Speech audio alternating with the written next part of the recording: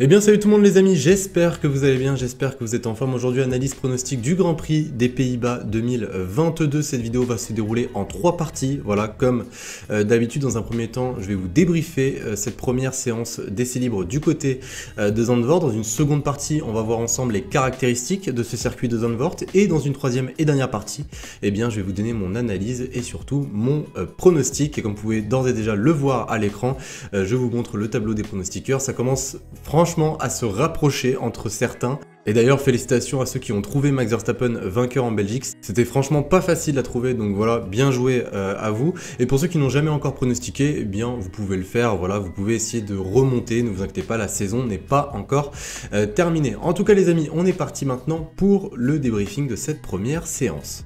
Donc les amis, on est parti maintenant pour le débriefing de cette première séance d'essai libre. Il y a eu quelques surprises, notamment eh bien, le meilleur temps de la part de George Russell suivi par son coéquipier Lewis Hamilton. Voilà, la Mercedes qu'on sent bien mieux du côté de Zandvoort. Ça peut nous rappeler la Mercedes qu'on a pu voir notamment en Hongrie. Troisième, Carlos Sainz, voilà. Quatrième, Lando Norris et cinquième, Daniel Ricciardo. Très très bonne performance de la part de McLaren. Sixième, Charles Leclerc. Charles Leclerc un petit peu timide pendant cette première séance. Sergio Pérez est venu se classer à la 7e position, suivi par les deux Alpines, celle de Fernando Alonso et celle d'Esteban Ocon, suivi eux-mêmes par la Williams d'Alexander Albon qui ne cesse de me surprendre. Et le fait marquant pendant cette première séance d'essai libre reste la panne de Max Verstappen. Voilà, Max Verstappen qui a pu faire que 7 tours pendant cette première séance d'essai libre. Voilà, une panne qui est due à un problème de boîte de vitesse. On continue les amis avec les caractéristiques de ce circuit. Alors déjà pour le programme, alors je vais passer la journée de vendredi, mais en tout cas pour demain, le samedi 3 septembre, alors les essais libres 3 se dérouleront à midi, les qualifications à 15 h, la course quant à elle se déroulera à 15 h également. Au niveau des prévisions météo, rien à signaler pour la journée du dimanche, pour le jour de course, mais par contre pour les qualifications on nous annonce de la pluie. Je rappelle que certaines informations par rapport aux prévisions météo sont à prendre avec des pincettes, puisque généralement quand on nous annonce de la pluie, eh bien il n'y en a pas. Au niveau des pneus maintenant sélectionnés par Pirelli, ce sont les C1, les C2 et les C3, donc c'est tout simplement la gamme la plus dure. Au niveau de la distance de ce circuit de Zandvoort, elle est de 4,2 km. La longueur de la course au total sera de 306 km. La première apparition de ce Grand Prix fut en 1952, voilà, 2 ans après la création de la F1. Le sens est horaire, le nombre de tours sera de 72 tours avec 2 zones de DRS. Le nombre de virages est de 14 virages, 4 à gauche, 10 à droite. Et pour le pilote qui partira en pole position, il s'élancera à la gauche du circuit et la distance entre la pole et le premier freinage est d'environ 247 mètres. Donc voilà les amis pour les caractéristiques de ce circuit. Alors les amis, on est parti maintenant pour mon analyse pronostic, et chose que je ne fais pas souvent, je vais déjà vous donner mon vainqueur. Avant que je vous donne tout le podium, eh bien je vais déjà vous donner mon vainqueur. Je pense que pour ceux qui connaissent ma chaîne, vous l'avez déjà vu venir. Généralement quand un pilote littéralement à domicile, j'aime bien le mettre en tant que vainqueur. Je l'avais fait pour Charles Leclerc à Monaco, je l'avais fait également pour Carlos Sainz en Espagne, pour Lewis Hamilton à Silverstone. Et bien là, voilà, il n'y a aucune surprise possible, et même je suis obligé de mettre voilà Max Verstappen. Et au-delà de l'obligation, c'est une pure logique. Le mec est dans une forme olympique, il est littéralement imbattable, il fait des performances avec ses Red Bull. Quand on regarde, par exemple, quand on compare avec son coéquipier, c'est vraiment c'est incroyable en fait, littéralement c'est incroyable. C'est une domination qui nous rappelle énormément les plus grosses dominations qu'on a pu connaître dans ce sport. Donc voilà, je vais mettre Max Verstappen en première position. Je pense qu'il n'y aura aucun débat là-dessus.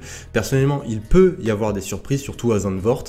Voilà, on ne sait jamais comment ça peut se dérouler. Il peut y avoir des safety cars, tout ça. Mais si je parle en pure logique, franchement, Max Verstappen reste pour moi le grand favori pour cette course. Après, attention les amis, il n'est pas non plus imbattable. Voilà, comme je viens de le dire un petit peu plus tôt, on ne sait jamais ce qui peut se passer pendant un Grand Prix.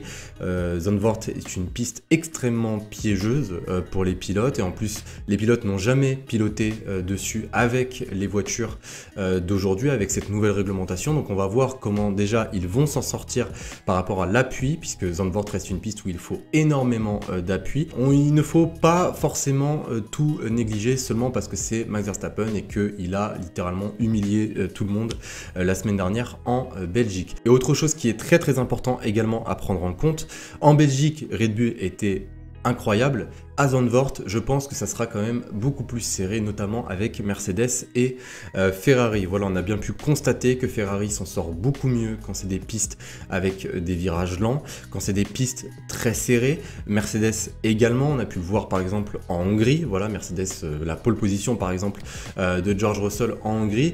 Zandvoort, c'est à peu près le même principe. Donc voilà, je pense qu'il va y avoir quand même une certaine concurrence avec Red Bull. Peut-être que Max Verstappen partira en pole position, il va faire tout le Grand Prix tout seul devant, mais au niveau de Sergio Pérez, je pense que ça ne va pas être aussi simple qu'en Belgique, tout simplement. Donc voici pour les deux points que je voulais absolument aborder. Donc je les rappelle très brièvement, Max Verstappen n'est pas imbattable, on ne sait pas ce qui peut se passer pendant un Grand Prix.